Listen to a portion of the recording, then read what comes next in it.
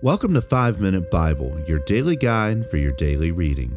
Today's February the 15th, and we'll be looking at Leviticus 8 through 10.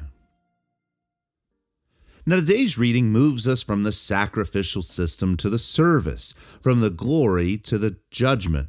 Leviticus 8 through 10 records the public ordination of Israel's first high priest and the explosive arrival of God's glory and the terrifying reminder that holy fire is not a metaphor. The God who dwells among his people does so on his terms, and these chapters show us what happens when those terms are not honored and what happens when they are ignored. Now, Leviticus 8 unfolds slowly and deliberately. Aaron and his sons are washed with water in front of the congregation, and they are clothed layer by layer with the tunic and the sash and the robe and the ephod and the breastpiece and the turban. And then blood from the ordination ram is placed on Aaron's right ear, his right thumb, and his right big toe, which represents where he listens to God, his ear, where he works for God, his thumbs, and where he walks for God, his foot. And it's on the right side because the right side was the seat of power.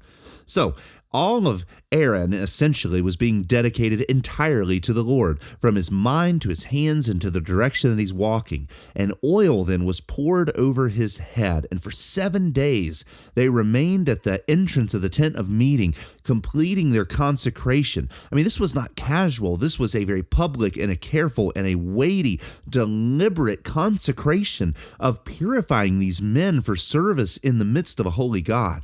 Then Leviticus 9 marks the beginning of the priestly ministry. Aaron offers sacrifices first for himself and then for the people. And when everything is completed exactly as God commanded, the glory of the Lord appears, and fire comes down from heaven and consumes the offering on the altar. And the people shout and they fall on their faces because heaven has answered and their worship has been accepted. But then in Leviticus 10, the celebration is shattered. Nadab and Abihu, Aaron's oldest two sons, they take their censers and they offer what's called unauthorized fire, which is a kind of fire that the Lord had not commanded them. And we don't know exactly what kind of fire it was, but it was them choosing, after 7 days of ritual purifications and doing everything right, now they're choosing to disobey God and offer a kind of fire that God had not commanded them. Again, fire comes down from the presence of the Lord, but this time, instead of consuming the offering, it consumes them.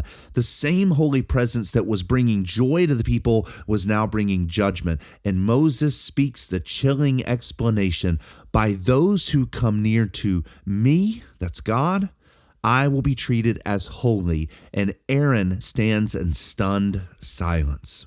Now, as you read today, I want you to ask the following question. What does it mean to treat God as holy when you draw near to him?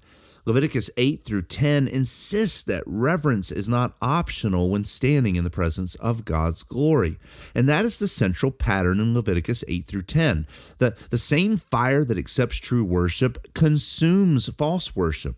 God's holiness is not adjusted to human creativity. Nadab and Abihu are not atheists. They are priests. They believe in the Lord. Their sin was not in refusing to worship God, but in redefining worship in their own terms. We will either worship God in the way that he is prescribed in his word, or we will deviate from that pattern. And we see very clearly here in the scene from Nadab and Abihu how God feels when we deviate from his pattern. Now, this presses directly in our lives as well, because we're often tempted to approach God with sincerity or with our creativity alone. We assume that our good intentions are enough to excuse our innovation, and yet Leviticus says otherwise. When God reveals how he is to be approached, obedience, therefore, is not legalism, it's life. Especially for leaders, the closer you stand to holy things, the more seriously you must treat them. Because holiness is not harshness, it's a reality of being in God's presence. And in that way, Leviticus 8 through 10 points directly to Jesus. Aaron must offer sacrifices for his own sin before he can serve others, but Christ does not. Aaron must be washed and clothed and consecrated, but Christ is inherently holy.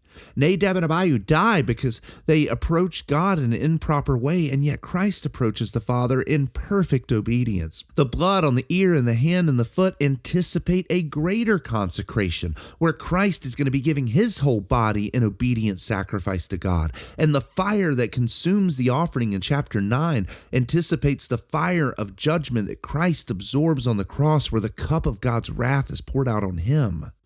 Where unauthorized fire brings death to these priests, Christ endures the judgment that you and I deserved. We should have been the one that had God's wrath poured out on us, but he took the divine judgment so that his people could draw near to God without being consumed by his wrath.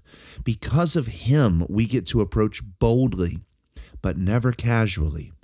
And with that, as you read Leviticus 8 through 10 today, I want you to feel both the joy and the danger of God's nearness. Glory has come, but glory is not tame.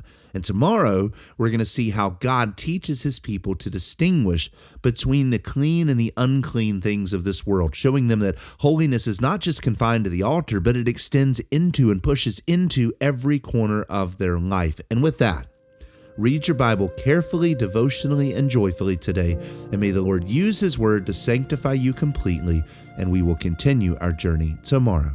God bless you.